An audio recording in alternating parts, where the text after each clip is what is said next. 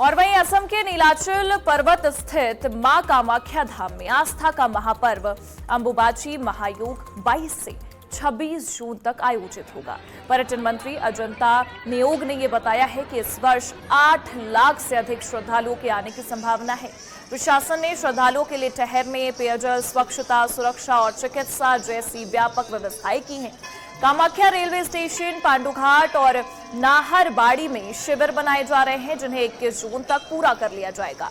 मंदिर में प्रवेश सुबह 5 बजे से शाम के 6 बजे तक ही रहेगा और नशे पर पूर्ण प्रतिबंध रहेगा।